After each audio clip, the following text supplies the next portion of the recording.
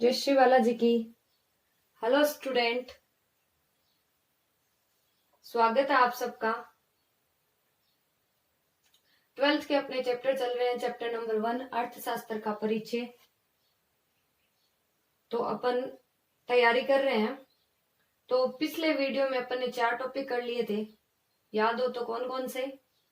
व्यष्टि और समष्टि अर्थशास्त्र, इनके बीच में अंतर, उत्पादन संभावना सेट, इसके साथ में 2 लागतें जुड़ी हुई थी, अवसर लागत, सीमांत अवसर लागत।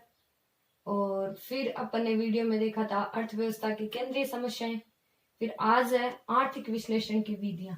ये भी काफी महत्वपूर्ण टॉपिक है परीक्षा के दृष्टिकोण से। इसका भी क्वेश्चन उठता है, कई बार 1 नंबर का क्वेश्चन उठता है, कई बार जैसे कि मैंने बताया 4 नंबर और 2 नंबर का भी उठता है। तो काफी महत्वपूर्ण है। आइए शुरू करते हैं। जैसा कि आप बोर्ड पे देख रहे हो, आर्थिक विश्लेषण की विधियां, मैंने डायग्राम के रूप में इसको समझा रखा है बोर्ड पे, आपको दिख रहा होगा। आर्थिक विश्लेषण की विधियों को अपन 3 भागों में बांटते हैं। पहला भाग है निर्भरता के आधार पर, दूसरा भाग है समय व तत्व के आधार पर, तीसरा भाग है उपकरण व दिशा के आधार पर।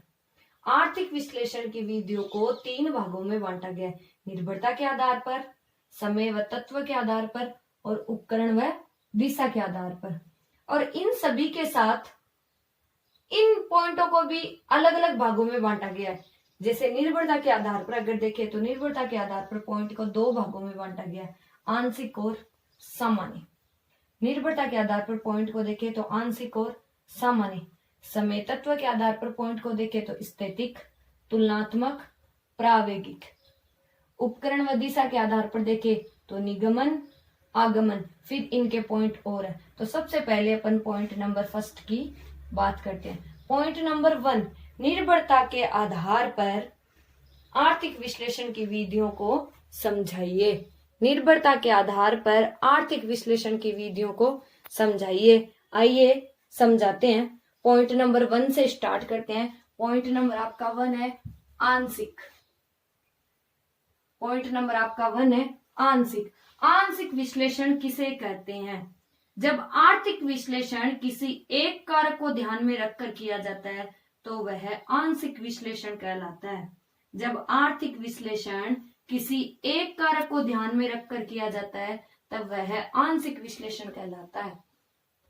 कि बोला जा रहा है कि जब आर्थिक विश्लेषण किसी एक कारक को ध्यान में रखकर किया जाए, कोई एक ही तत्व को ध्यान में रखकर किया जाए तो वो कौन सा विश्लेषण कहलाता है? आंशिक विश्लेषण। बात नंबर 2 आती है सामान्य विश्लेषण।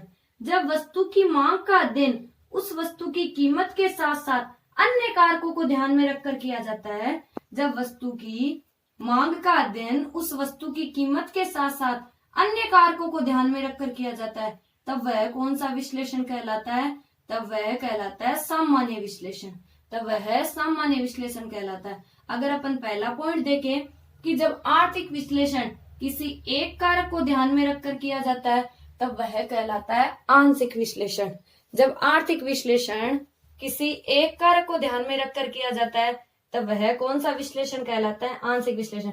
जैसे देखिए, अगर वस्तु की मांग ली, वस्तु की मांग के साथ में वस्तु की कीमत को भी ध्यान में रखकर किया, तब तो हो गया वो आंशिक विश्लेषण। सामान्य विश्लेषण, वस्तु की मांग तो ली, वस्तु की कीमत भी ली, लेकिन साथ साथ में उपभोक्ता की आय, रुचि, इन सब को ध्यान में रखकर किया जाता है, तब वो कौन सा विश्लेषण कहलाता है? सामान्य विश्लेषण। इसमें प्रतिस्थापन वस्तुओं की अपन मांग का भी बता सकते हैं, अपन उनकी कीमत का भी बता सकते हैं। तो इस प्रकार निर्भरता के आधार पर कितने भागों में बांटा? आंशिक और सामान्य। कि जब आर्थिक विश्लेषण एक कारक को ध्यान में रखकर किया जाता है तब आंशिक विश्लेषण कहलाता है। जब आर्थिक विश्लेषण अन्य कारकों को ध्यान में रखकर किया जाता है तब वह सामान्य विश्लेषण कहलाता है। आप इसको कॉपी में नोट कर सकते हो। साथ साथ में मैं डेली बोल रही हूँ आपको हर एक वीडियो में कि नोटबुक साथ में रखा करो, नोटबुक और पेन साथ में नोट्स बनाते चलो। तो लिख लो, हेडिंग डाल लो। पहले तो इस टेबल को अच्छे से बना लेना अपनी कॉपी में डायग्राम के रूप में, कि वो भी पेंसिल से, कि जब आर्थिक विश्लेषण किसी एक कारक को ध्यान में रखकर किया जाता है, स्टार्टिंग करोगे आप कि जब आर्थिक विश्लेषण किसी एक कारक को ध्यान में रखकर किया जाता है तब वह आंशिक विश्लेषण कहलाता है। कि जब आर्थिक विश्लेषण किसी एक कारक को ध्यान में रखकर किया जाता है तब वह आंशिक विश्लेषण कहलाता है। उदाहरण लिख सकते हो, जैसे कि मैंने बताया आपको वस्तु की मांग और वस्तु की कीमत की, वस्तु की मांग के साथ में वस्तु की कीमत। जब फिर दूसरा डालोगे, जब आर्थिक विश्लेषण अन्य कारकों के आधार पर, जब आर्थिक विश्लेषण अन्य कारकों के आधार पर किया जाता है, जब आर्थिक विश्लेषण अन्य कारकों के आधार पर किया जाता है तब वह सामान्य विश्लेषण कहलाता है। जब आर्थिक विश्लेषण अन्य कारकों के आधार पर किया जाता है तब वह सामान्य विश्लेषण कहलाता है। लिख सकते हो, जैसे मांग व कीमत के साथ साथ में उपभोक्ता की आय और उपभोक्ता की रुचि, उपभोक्ता की आय और रुचि, इन सबको ध्यान में रखकर किया जाता है तब वो कौन सा विश्लेषण कहलाता है? तब वो सामान्य विश्लेषण कहलाता है। तो अपना पहला टॉपिक हुआ कि आंशिक विश्लेषण और सामान्य विश्लेषण। आया समझ में? नोट किया आपने? एक कारक को ध्यान में रखने वाला विश्लेषण आंशिक, अन्य कारकों को ध्यान में रखने वाला विश्लेषण सामान्य। इसमें वस्तु की मांग और कीमत, और इसमें वस्तु की मांग और कीमत के साथ उपभोक्ता की आय, रुचि, प्रतिस्थापन वस्तुएं। चलिए पॉइंट नंबर 2 में चलते हैं, समय व तत्व के आधार पर। समय व तत्व के आधार पर उसको कितने भागों में बांटा है? स्थैतिक, तुलनात्मक, प्रावेगिक, 3 भागों में। समय व तत्व के आधार पर 3 भागों में। पॉइंट नंबर 1, स्थैतिक किसे कहते हैं, तुलनात्मक किसे कहते हैं और प्रावेगिक किसे कहते हैं। देखिए स्थैतिक विश्लेषण कि जब आर्थिक विश्लेषण समय के एक विशेष बिंदु को ध्यान में रखकर किया जाता है, जब आर्थिक विश्लेषण समय के एक विशेष बिंदु, जब आर्थिक विश्लेषण समय के एक विशेष बिंदु, जब आर्थिक विश्लेषण समय के एक विशेष बिंदु को ध्यान में रखकर किया जाता है तब वो स्थैतिक विश्लेषण कहलाता है। जब आर्थिक विश्लेषण समय के 2 बिंदुओं को ध्यान में रखकर किया जाता है, 2 बिंदुओं का मतलब नाम क्या है? तुलना। अगर 2 बिंदु लेंगे तभी तो तुलना होगी, एक के साथ तो तुलना होगी नहीं। तब आर्थिक विश्लेषण समय के 2 बिंदुओं को ध्यान में रखकर किया जाता है तो उसे तुलनात्मक विश्लेषण कहते हैं।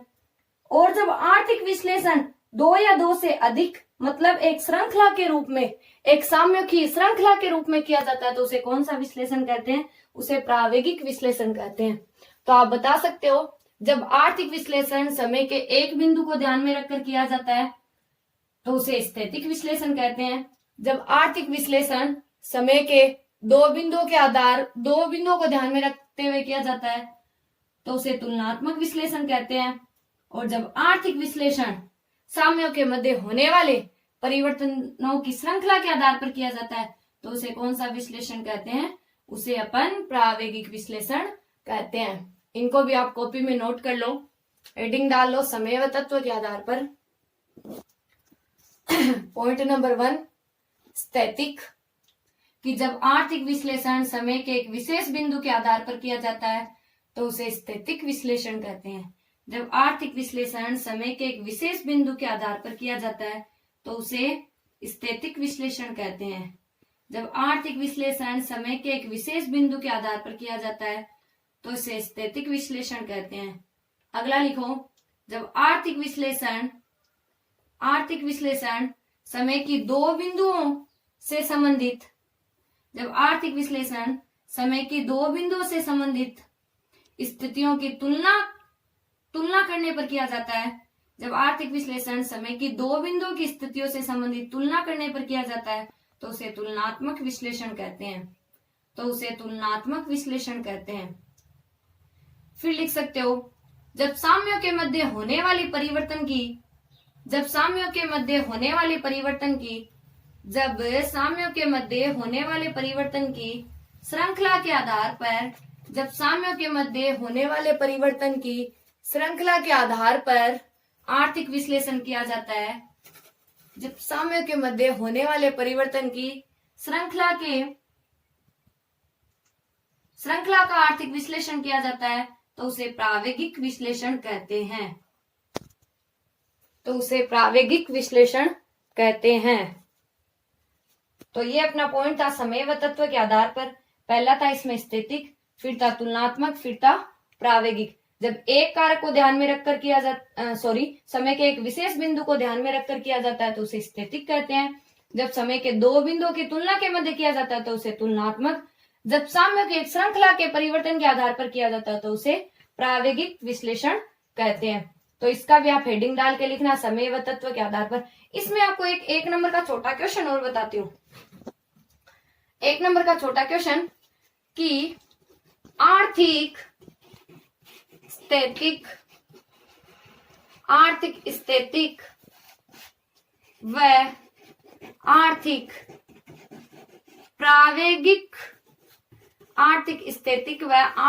प्रावेगिक शब्दों का प्रयोग सर्वप्रथम कब और किसने किया। आर्थिक स्थितिक और आर्थिक प्रावेगिक शब्दों का प्रयोग सर्वप्रथम कब और किसने किया। जैसा कि मैंने आपको बताया था कि व्यष्टि व समष्टि शब्दों का सर्वप्रथम प्रयोग, बताओ आपके लिए क्वेश्चन है, दे रही हूं मैं आपको टाइम। किसने किया था, देखिए याद है तो आपको, चलो मैं ही बता देती हूँ। रेगनर फ्रिस ने किया था ना, और कब किया था, 1933 में किया था। वैसे ही है आर्थिक स्थितिक व आर्थिक प्रावेगिक शब्दों का प्रयोग सन 1928 में रेगनर फ्रिस, खाली इनकी डेट अलग है, बाकी मतलब सन अलग है, बाकी अर्थशास्त्रियों के नाम सेम ही है। कि आर्थिक स्थितिक व आर्थिक प्रावेगिक शब्दों का प्रयोग सर्वप्रथम सन 1928 में किसने किया, रेगनर फ्रिस ने किया।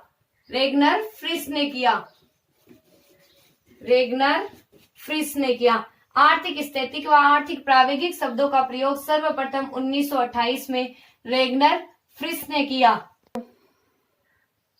1928 में किया।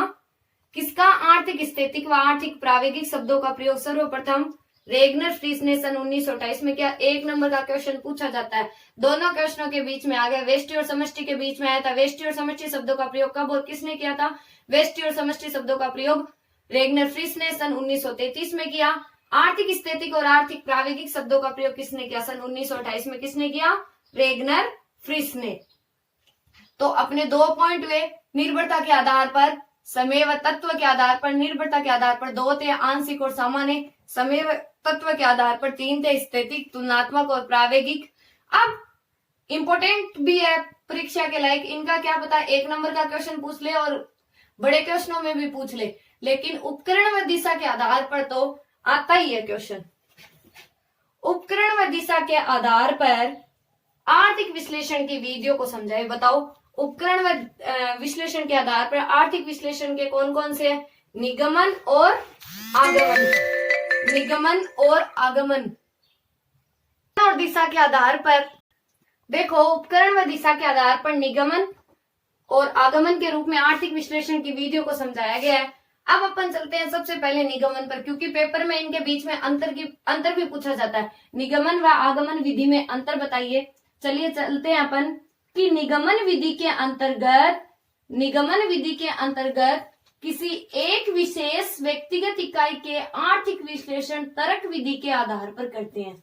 निगमन विधि के अंतर्गत किसी एक व्यक्तिगत इकाई के आर्थिक विश्लेषण तर्क विधि के आधार पर करते हैं। जैसा कि मैंने इनको 2 पॉइंटों में बांटा है कि उपकरण है जो कि तर्क आधार पर किया जाता है, इनमें तथ्य व समंक आधार पर करते हैं। इसकी दिशा सामान्य से विशेष की ओर चलती है और इसकी दिशा विशेष से सामान्य की ओर चलती है। ये इनके बीच में आप अंतर भी बता सकते हो कि निगमन विधि के अंतर्गत व्यक्तिगत इकाई के अध्ययन तर्क विधि के अनुसार किए जाते हैं, जबकि इस विधि के अंतर्गत अध्ययन आंकड़े, समंक और सांख्यिकी के आधार पर किए जाते हैं। पहला पॉइंट तो आप ये लिख सकते हो कि निगमन विधि के अंतर्गत तर्क विधि के अनुसार किए जाते हैं और आगमन विधि के अंतर्गत तथ्य व समंक के आधार पर किए जा सकते हैं। दूसरा लिख सकते हो, इस विधि में हम सामान्य सत्य के आधार पर इस विधि में हम सामान्य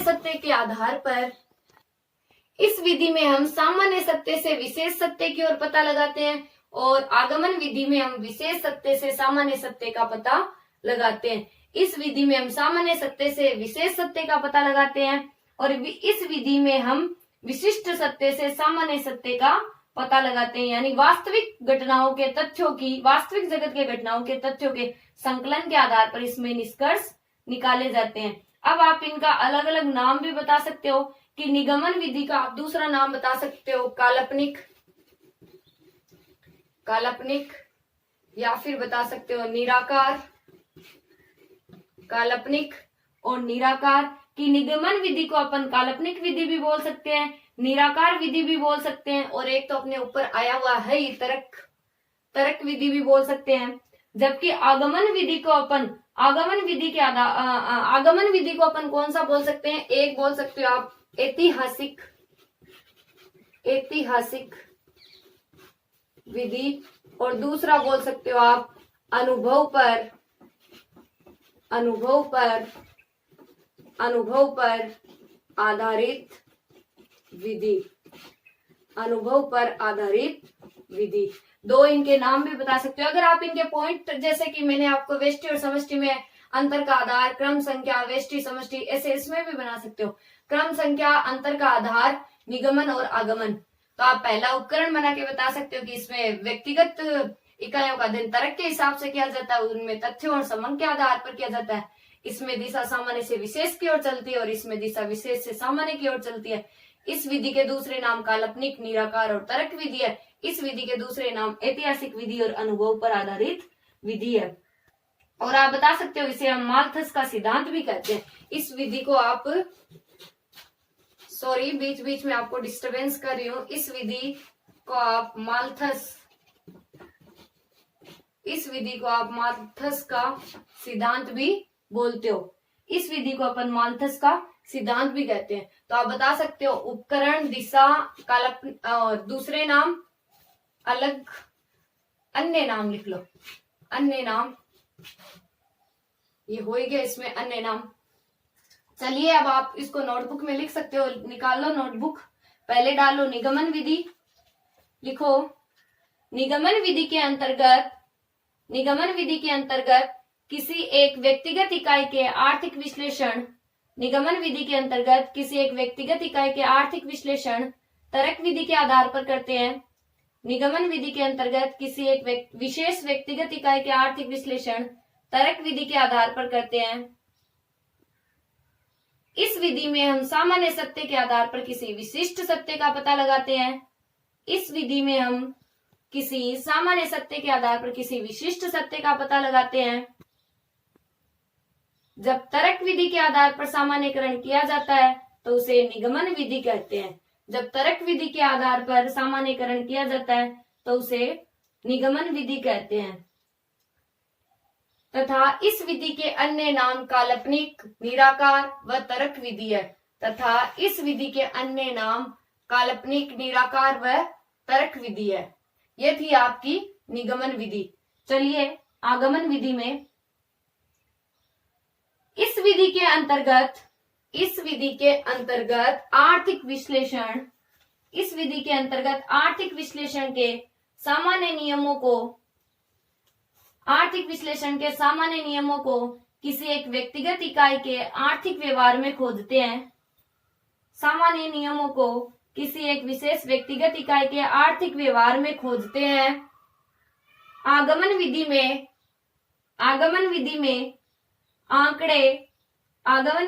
आंकड़े, तथ्य व समंग, सांख्यिकी की विधियों द्वारा अध्ययन किया जाता है। तथ्य व समंग सांख्यिकी की विधियों द्वारा अध्ययन किया जाता है। इसमें वास्तविक जगत की घटनाओं से संबंधित तथ्यों का संकलन, वर्गीकरण व विश्लेषण के आधार पर निष्कर्ष निकाले जाते हैं। इसकी दिशा विशेष से सामान्य की ओर चलती है। मतलब इसमें अपन विशिष्ट सत्य से सामान्य सत्य का पता लगाते हैं। इसकी दिशा विशिष्ट सत्य से सामान्य सत्य की ओर चलती है। इस विधि के अन्य नाम ऐतिहासिक विधि व अनुभव पर आधारित विधि है। इस विधि के अन्य नाम ऐतिहासिक विधि व अनुभव पर आधारित विधि है तथा इसे माल्थस का सिद्धांत भी कहते हैं। तथा इसे माल्थस का सिद्धांत भी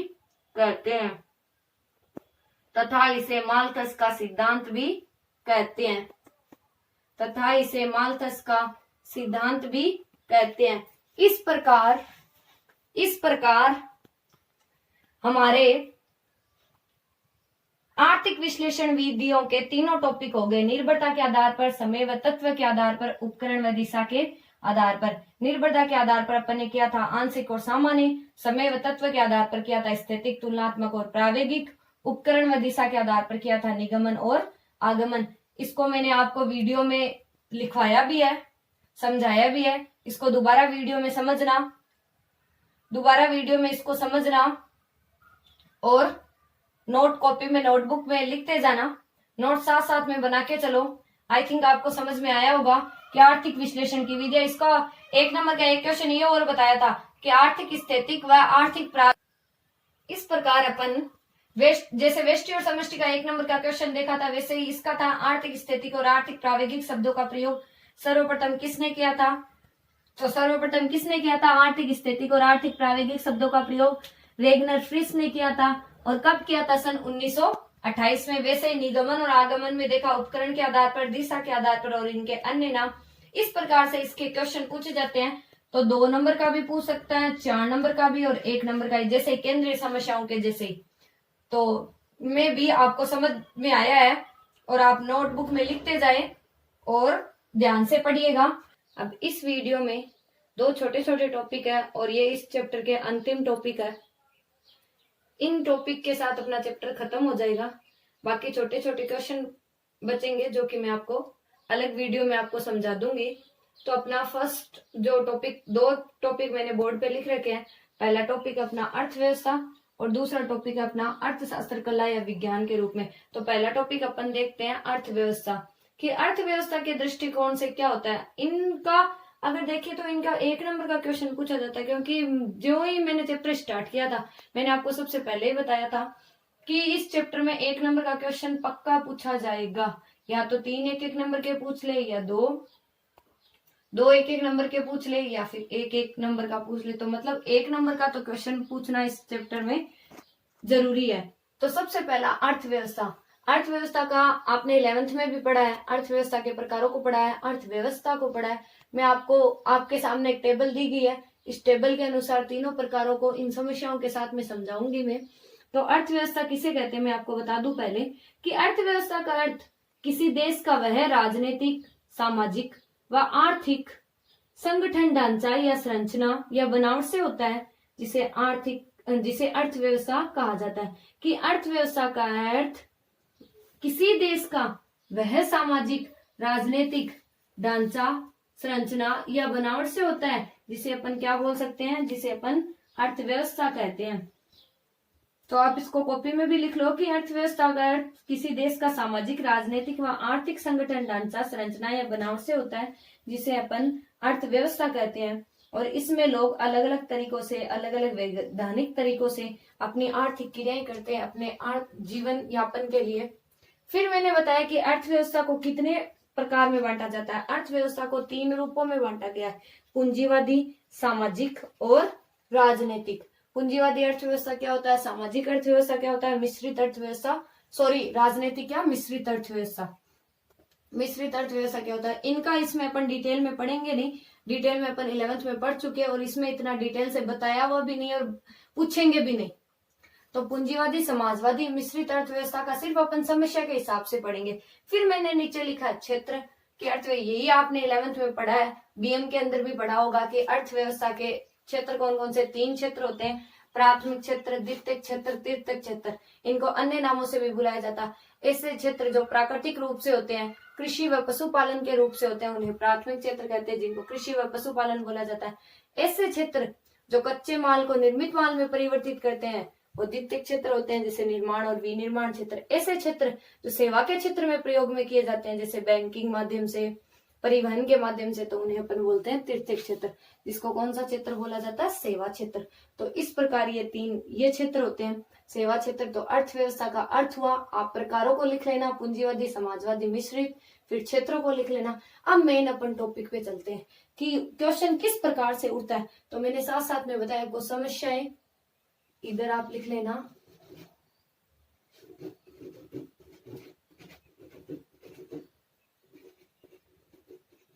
अर्थव्यवस्था, ठीक है, क्योंकि तीनों अर्थव्यवस्थाएं आपके सामने दी हुई है। समस्या नंबर पहली, याद हो तो आपको मैंने 4 समस्याएं आपको पढ़ाई थी अर्थव्यवस्था की। क्या उत्पादन करें, कैसे उत्पादन करें, किसके लिए उत्पादन करें, आपको याद हो तो पहली समस्या है क्या उत्पादन करें। उत्पादन किसका किया जाता है, पहले तो आप ये बताओ। उत्पादन किया जाता है वस्तुओं का, जो कि अपन ने उदाहरण लिया था कपास व क्या लिया था, कपास व अनाज। पहले पूंजीवादी समाजवादी मिश्रित अर्थव्यवस्था के बारे में भी आपको थोड़ा बता दूं कि ऐसी अर्थव्यवस्था जो निजी रूप में की जाती है उसे अपन पूंजीवादी अर्थव्यवस्था कहते हैं। ऐसी अर्थव्यवस्था जो सामाजिक कल्याण के रूप में की जाती है उसे अपन समाजवादी अर्थव्यवस्था कहते हैं। ऐसी अर्थव्यवस्था जो दोनों को, पूंजीवादी और समाजवादी, निजी रूप में भी की जाए समाजवादी रूप में भी की जाए, तो उसे अपन मिश्रित अर्थव्यवस्था कहते हैं। इसे पूंजीवादी को अपन निजीवादी भी बोलते हैं, समाजवादी को सार्वजनिक भी बोलते हैं। और ये होगी अपने मिश्रित अर्थव्यवस्था। चलिए, क्या उत्पादन करें। पूंजीवादी यानी निजी रूप से यानी मतलब खुद का होना चाहिए, तो अपन कीमत को भी ध्यान में रखेंगे और लाभ को भी ध्यान में रखेंगे। तो पहली समस्या, अगर अपन वस्तुओं को लेके चले तो कीमत व लाभ के अनुसार। दूसरी समस्या आ जाए कि अगर वस्तुओं को लेके चले तो समाजवादी में किसका हित होना जरूरी है, जनता का हित होना जरूरी है, सामाजिक हित होना जरूरी है, कल्याण होना जरूरी है, तो सामाजिक व आर्थिक कल्याण। मिश्रित अर्थव्यवस्था, दोनों में किस में संतुलन बिठाना होना चाहिए, कि दोनों में अगर संतुलन, उचित संतुलन द्वारा।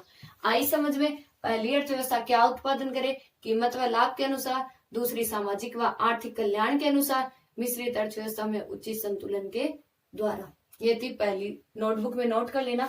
दूसरी पे चलते हैं, कैसे उत्पादन करें। उत्पादन कैसे करेंगे, कौन से साधनों के, या तो पूंजी या श्रमिकों की संख्या के द्वारा या मशीनों के द्वारा। तो निजीवादी में जिसकी कम से कम लागत आए, क्योंकि खुद का फायदा देखते हैं तो अपन लागत कम सोचते हैं और लाभ ज्यादा सोचते हैं, तो न्यूनतम लागत के अनुसार। समाजवादी में समाज के अनुकूल कौन सी तकनीक ज्यादा कल्याण योग्य है, तो सामाजिक अनुकूल के अनुसार। उपयुक्तता के आधार पर, कौन सी उचित रूप से दोनों को मिला के, तो उपयुक्तता के आधार पर।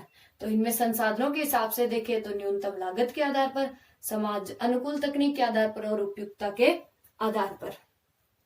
इसको भी नोट कर लेना। तीसरी पे आते हैं, किसके लिए उत्पादन करें, किसके वो वितरण किया जाए, धनी वर्ग या फिर निर्धन वर्ग। पूंजीवादी में जो सबसे ज्यादा योगदाता हो, जिसका ज्यादा पैसा लगाओ, उसके लिए वो खुद करेगा, चाहे धनी वर्ग हो चाहे फिर निर्धन वर्ग हो। उत्पादन में योगदाता को, जो उत्पादन में योगदान करे। समाजवादी में कि कल्याण किसको ज्यादा जरूरत, किसको है, कल्याण किसका होना जरूरी है, तो अधिकतम कल्याण के अनुसार। मिश्रित में वही बात है, उचित संतुलन द्वारा। तो ये तीनों अर्थव्यवस्थाएं आपकी, पूंजीवादी, समाजवादी और मिश्रित, ये समस्या के आधार पर मैंने बांटी है। क्या उत्पादन करें, कैसे उत्पादन करें, किसके लिए करें, पूंजीवादी में किस प्रकार से होना चाहिए, समाजवादी में किस प्रकार से होना चाहिए, और मिश्रित में। तो अपन पढ़ रहे पूंजीवादी समाजवादी मिश्रित अर्थव्यवस्था। अपन ने समस्याओं के हिसाब से देखी। तो पूंजीवादी अर्थव्यवस्था में उस वस्तु का अध्ययन किया जाता है जिसकी कीमतें सबसे अधिक होती हैं, यानी ऊंची कीमतों के कारण लाभ भी क्या होता है, अधिकतम होता है। समाजवादी में उस वस्तु का उत्पादन किया जाता है जिसमें ज्यादा से ज्यादा क्या होना चाहिए, आर्थिक कल्याण होना चाहिए। इस प्रकार अर्थशास्त्र एक सामाजिक शाखा के रूप में भी बोल सकते हैं अपन, जिनमें आर्थिक क्रियाओं का अध्ययन किया जाता है। और मिश्रित तो वो है मिश्रित अर्थव्यवस्था, दोनों को मिला के पूंजीवादी और समाजवादी अर्थव्यवस्था को मिला के कौन सी अर्थव्यवस्था होती है, मिश्रित अर्थव्यवस्था होती है। तो इस प्रकार ये एक छोटा सा टॉपिक है अर्थव्यवस्था का। अर्थव्यवस्था किसे कहते हैं, अर्थव्यवस्था को कितने भागों में बांटा गया, 3 भागों में है। 11th में तो और प्रकार है अर्थव्यवस्था के, अलग रूप से विकसित, विकासशील अर्थव्यवस्था। लेकिन अपन 12th के हिसाब से चले तो ये छोटा सा है, इसलिए अपन डिटेल में जाएंगे नहीं। इनको परिभाषाओं को डिटेल में लिखने की जरूरत नहीं है, सिर्फ नाम ध्यान रखना, पूंजीवादी, समाजवादी और मिश्रित। वैसे क्षेत्रों को ध्यान में रखना, प्राथमिक क्षेत्र, द्वितीय क्षेत्र और तृतीय क्षेत्र। और समस्याओं के हिसाब से ये ज्यादा इंपॉर्टेंट है। आपको पूछ ले कि क्या उत्पादन करे में पूंजीवादी का क्या योगदान है, क्या उत्पादन करे में समाजवादी का क्या योगदान है, या फिर मिश्रित का क्या योगदान है। वैसे कैसे उत्पादन करे में पूंजीवादी, समाजवादी, मिश्रित का क्या योगदान है, किसके लिए उत्पादन करे में पूंजीवादी, समाजवादी और मिश्रित का क्या योगदान है। तो आप ध्यान में रखना, क्या उत्पादन करे में कीमत व लाभ के अनुसार, सामाजिक व आर्थिक कल्याण के अनुसार। किसके लिए उत्पादन करें, किसके लिए में अपन पूंजीवादी, समाजवादी, मिश्रित का क्या योगदान है। इस प्रकार से ये एक इम्पोर्टेंट है, आपको इसको ध्यान में रखते हुए चलना है। इसी से क्वेश्चन उठने वाला है कि किसका किस प्रकार योगदान रहता है। तो ये अपना एक छोटा सा टॉपिक था।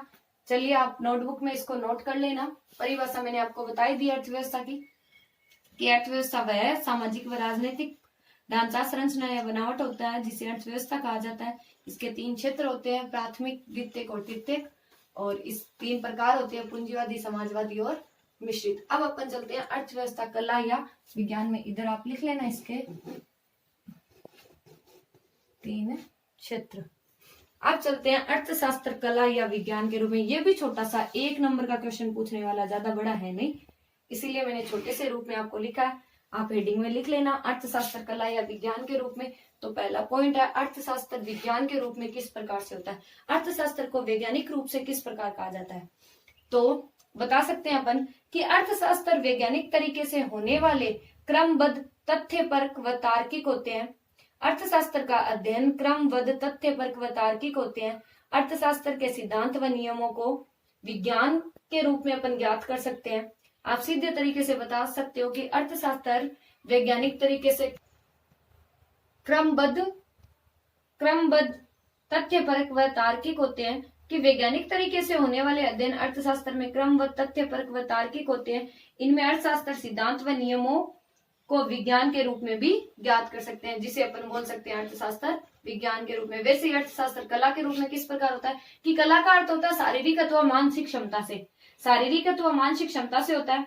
शारीरिक अथवा मानसिक क्षमता जिसके द्वारा एक कार्य सर्वोत्तम तरीके से किया जा सके। शारीरिक अथवा मानसिक क्षमता, शारीरिक अथवा मानसिक क्षमता जिसके द्वारा कार्य सर्वोत्तम ढंग से किया जा सके, उसे बोलते हैं अपन अर्थशास्त्र कला के रूप में। विज्ञान के रूप में हो गया क्रमबद्ध, तथ्यपरक